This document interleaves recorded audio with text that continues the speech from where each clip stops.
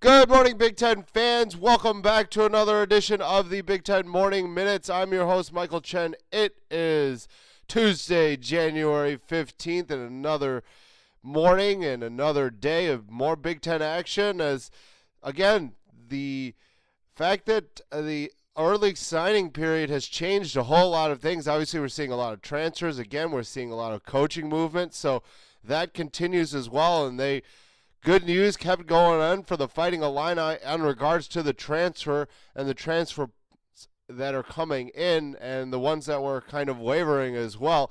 As Jeff Thomas, who was originally a Miami transfer, he's decided that he's going to stick with his original commitment to transfer to the Fighting Lovies, and he's going to continue his maturation up to Champaign.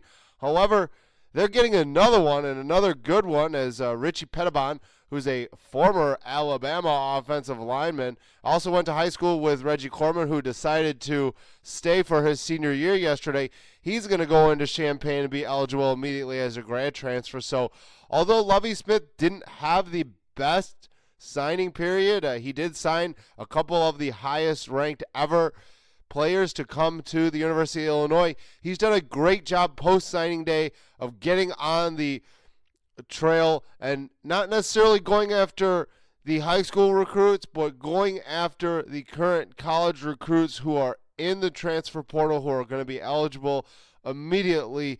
And although they won't be there for multiple years for the Fighting Illini, it's definitely a boon for their program. And you know what?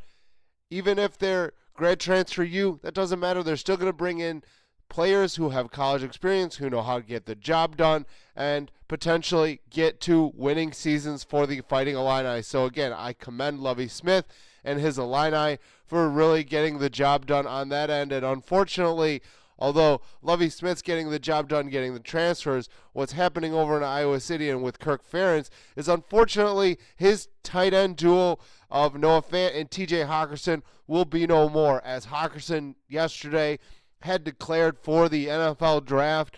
Both of these elite tight ends, they will be playing in the NFL for a very long time. I mean, the lineage of tight ends that Kirk Ferentz has sent to the NFL is long and impressive, and I believe that Hockerson and Fant are the next two guys to be added into that lineage. Another loss for the Hawkeyes is Brandon Simon, their defensive end. He's going to leave Iowa City and transfer as well, so that's going to be the 6 Hawkeye transfers and NFL draft included that will be leaving the Hawkeyes for this coming season. Maryland is still looking to fill Mike Locksley's coaching ranks. They are currently looking at former Eastern Carolina head coach Scotty Montgomery. Actually, I don't believe he's the head coach as a fit for their offensive coordinator. They were looking at T. Martin, although it doesn't look like he's going to be a valuable candidate at the moment. They updated some coaching information on their website, and unfortunately it does look like the current wide receivers coach, I could say former wide receivers coach Chris Beatty, currently not on that list. They're talking to Butch Jones about potentially becoming their tight end coach as well. And then also Ron Zook, he might make his return to college football after some stints with the NFL and now be on the staff as a special teams coach. So keep an eye out for that, and I'll keep you updated on what happens with the Maryland coaches as they continue to finish out their 10 coaches for the new head coach, Mike Locksley. University of Michigan has lost an offensive lineman as Nolan Ulizo has entered the transfer portal. It should be interesting to see where he ends up, as Michigan has also had a whole heck of a lot of players either declare for the draft or leave via transfer as well. Minnesota is losing a coach, as P.J. Fleck and his Golden Gophers are going to have to, not only do they lose one of their best cornerbacks, they're also going to lose their cornerbacks coach, and Jamil Adele. He's going to make a lateral move to Western Virginia, and he's going to be their cornerback coach. and it's a weird when you see coaches make lateral moves. It usually means that there's something that they don't do well with the coach, and they don't see eye to eye necessarily. So it's interesting to see if he makes some comments about what happened with PJ Fleck and how that ended up. Because I mean, it's not an it's not moving up. It's just a lateral move, and uh, like I said, they had some success there as well this past season